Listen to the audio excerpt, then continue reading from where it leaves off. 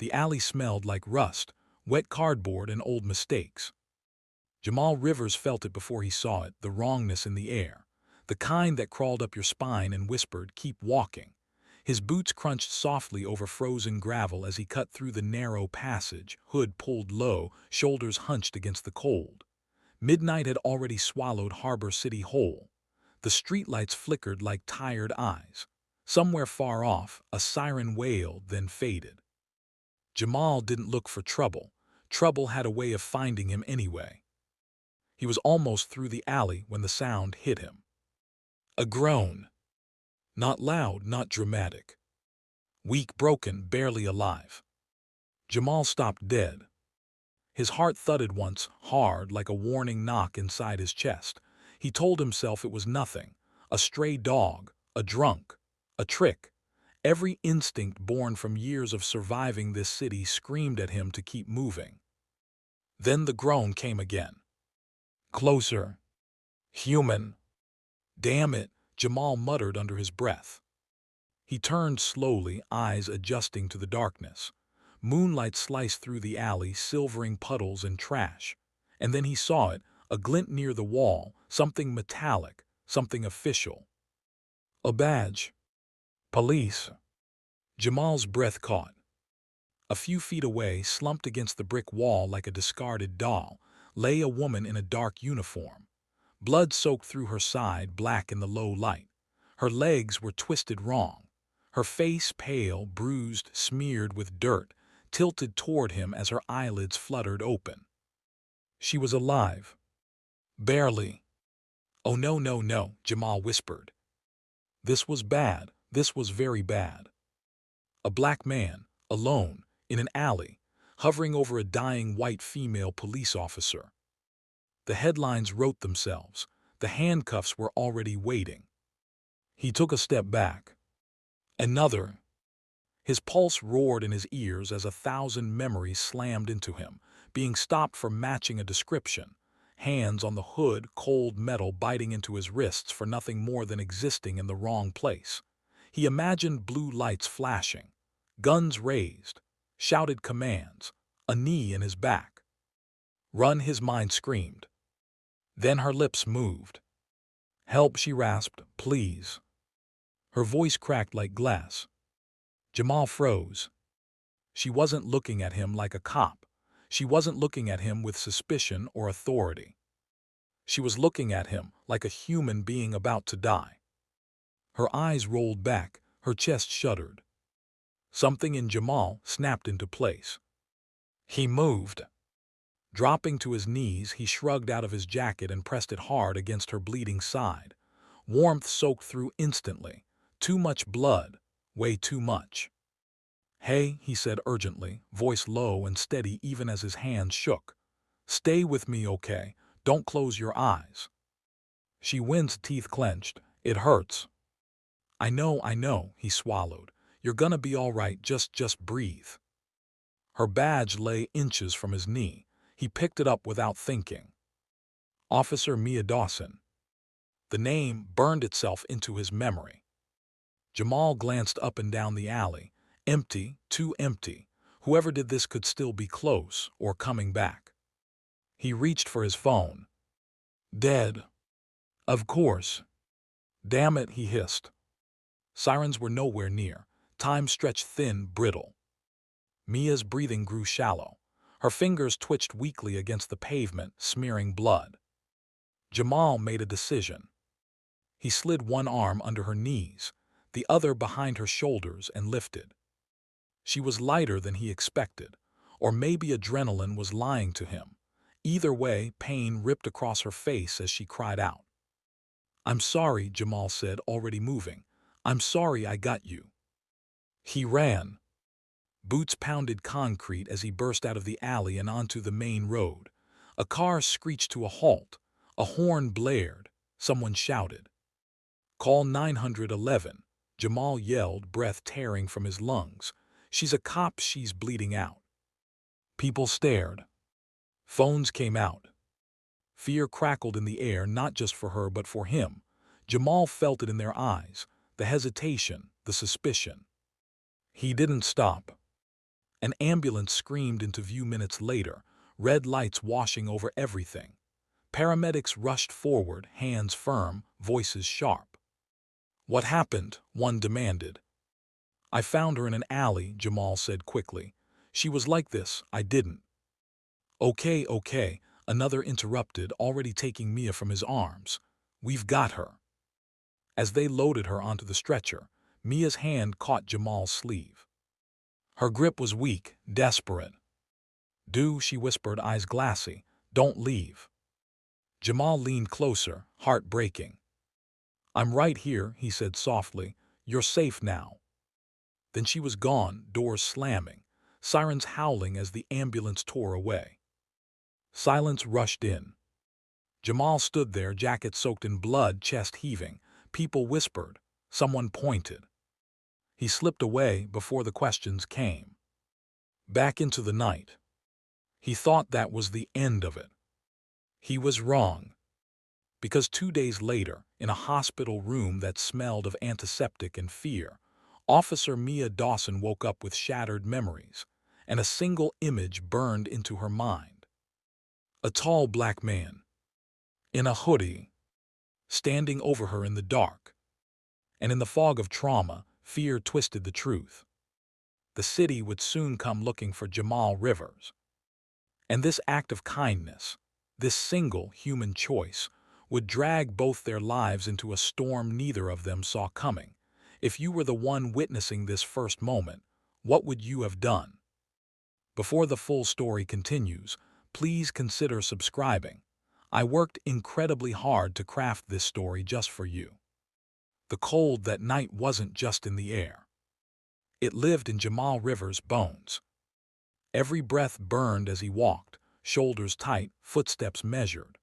Harbor City had a way of punishing anyone who stayed out too late, especially men who looked like him. Jamal knew which streets to avoid, which lights flickered too much, which shortcuts saved time but cost peace of mind. The alley had always been one of those calculated risks. A faster way home. Nothing more. Nothing less. That was before the groan. Before the badge. Before fate grabbed him by the collar and said, "Not tonight." As Jamal knelt beside the bleeding officer, he noticed details he hadn't let himself see the first time. The way her hand trembled uncontrollably, the dried blood in her hair, the scrape marks on the brick wall behind her. She hadn't fallen. She'd been dragged. And left. Jamal's jaw tightened. He knew that feeling. Not the uniform, not the badge, but the helplessness.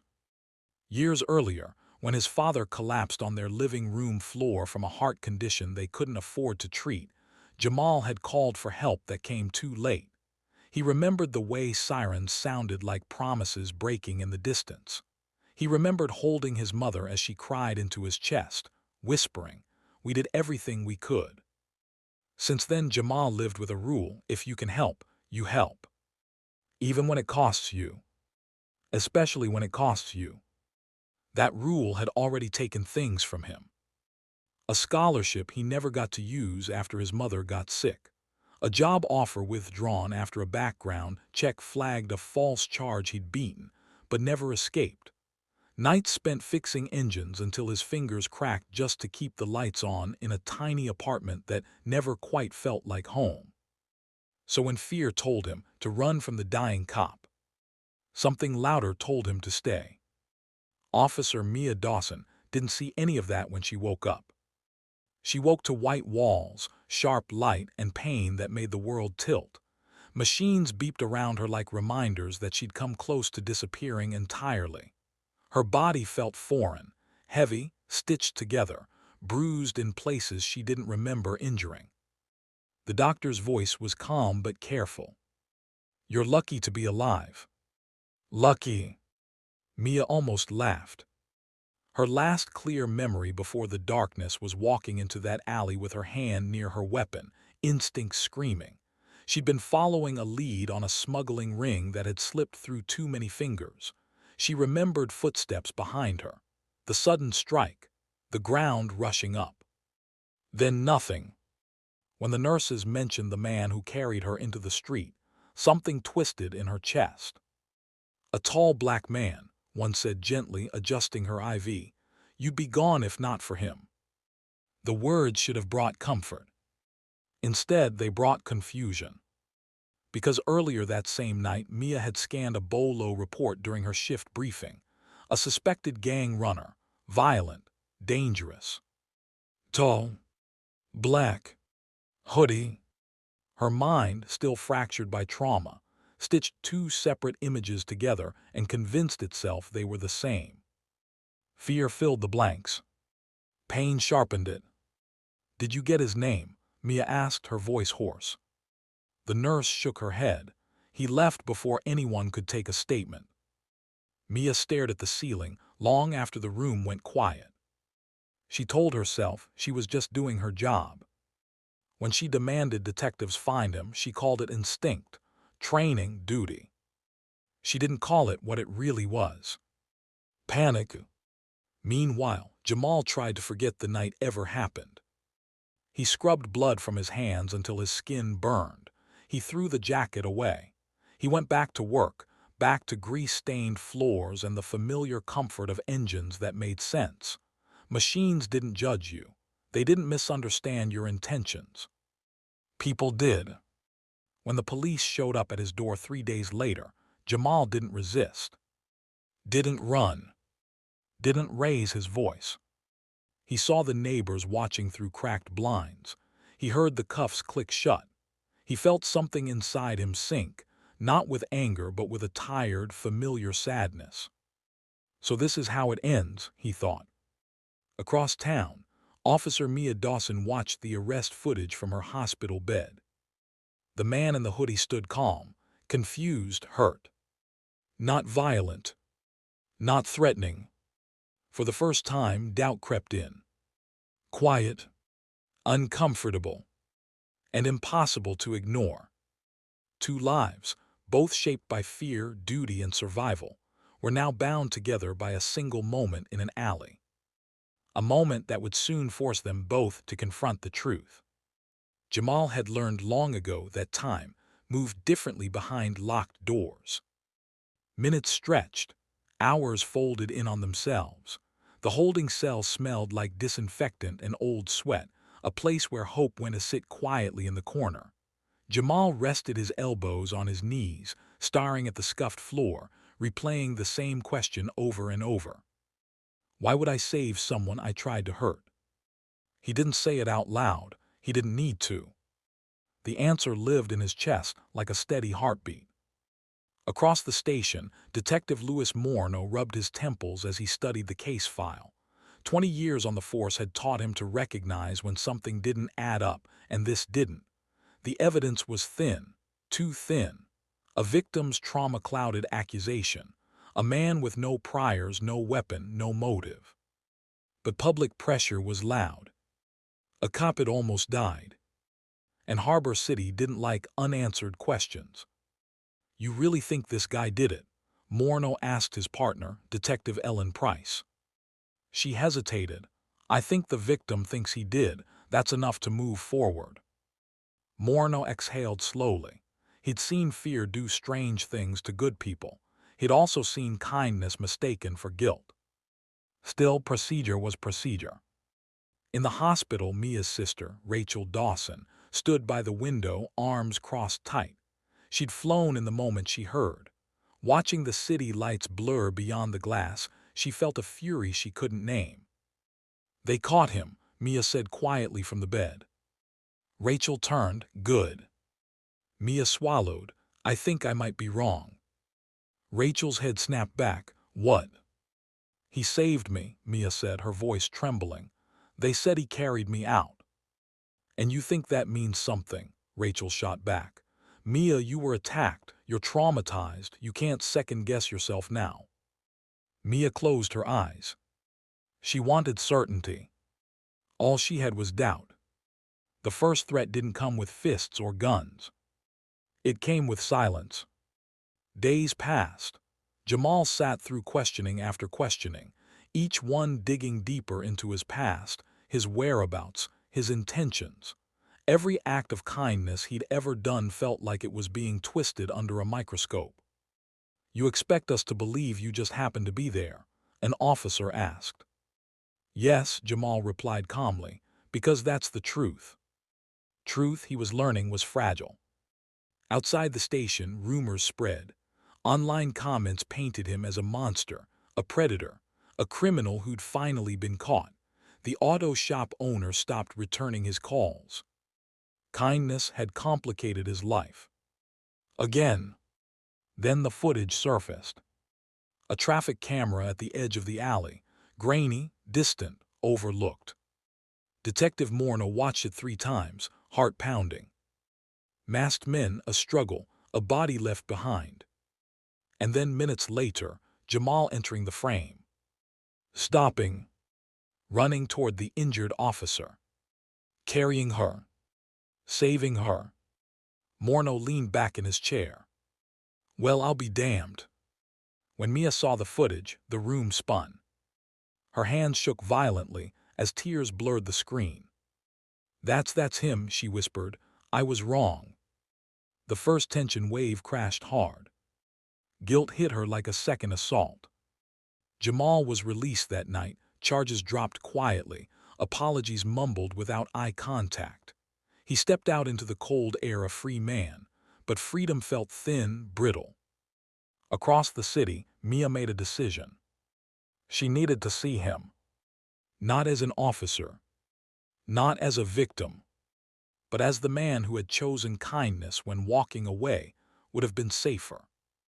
And that choice, for both of them, would soon demand more than either was ready to give. Jamal almost didn't open the door.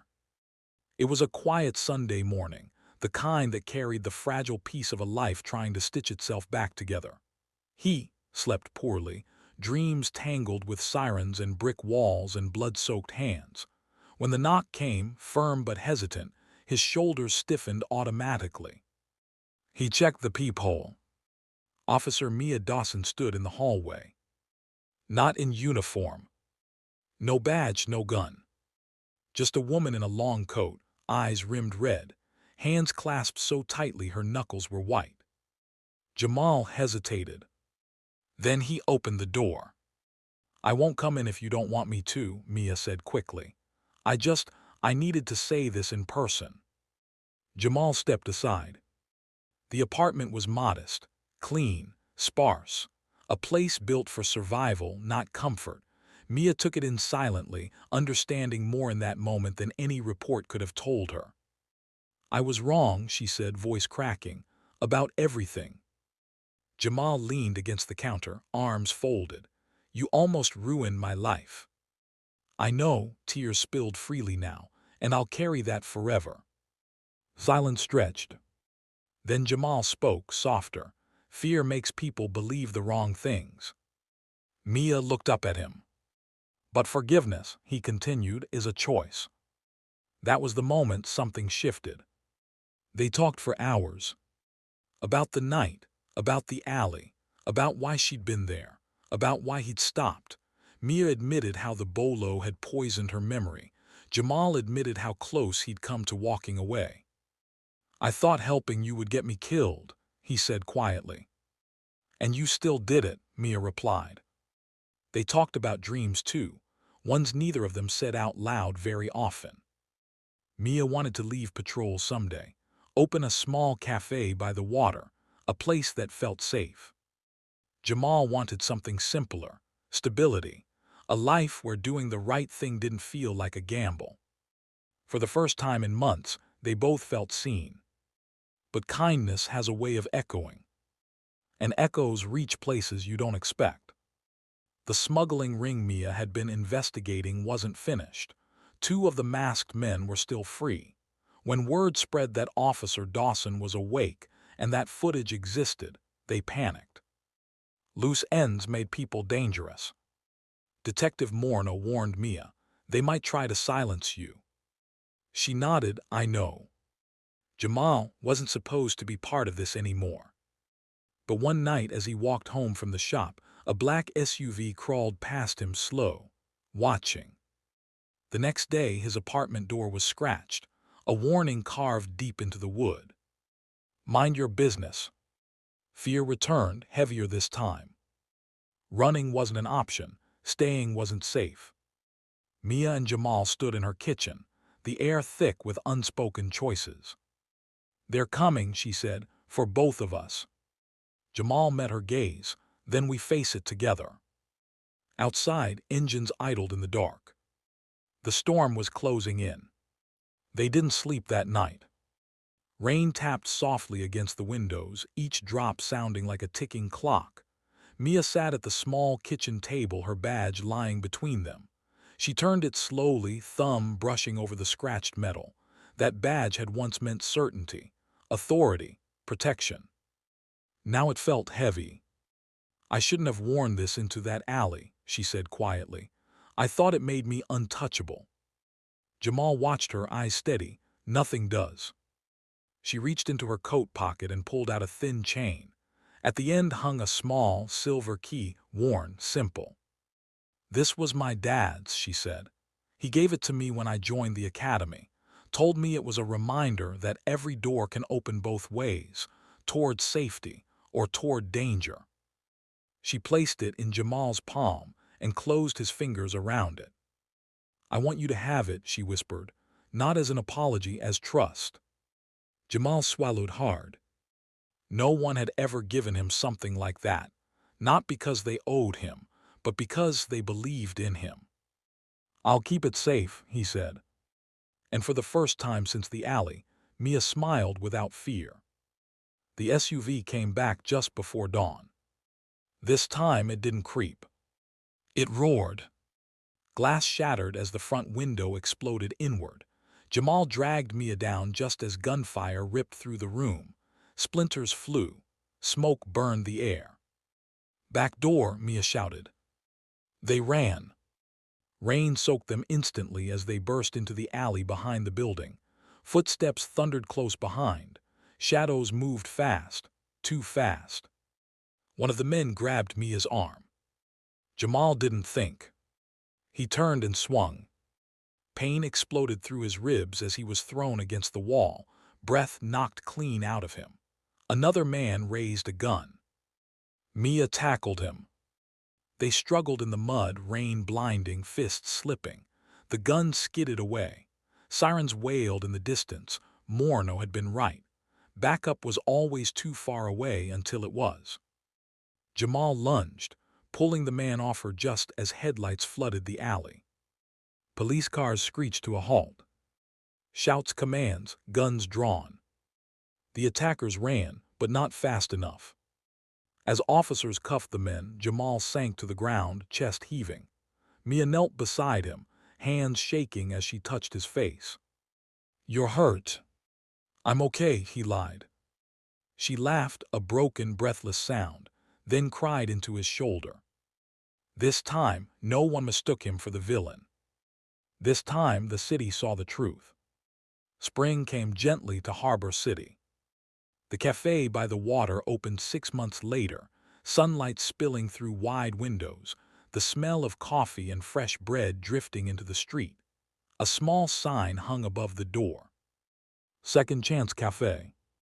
Jamal fixed the chairs himself. Mia poured the first cup. On opening day, she wore no badge.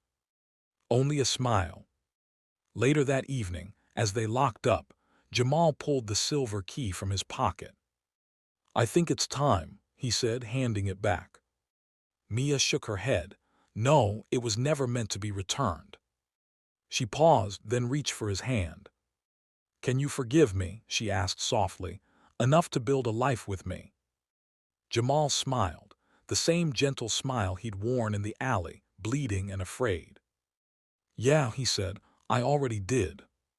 The key caught the light between them. A symbol not of doors closed, but of lives opened. What powerful lesson did you take away from this story today?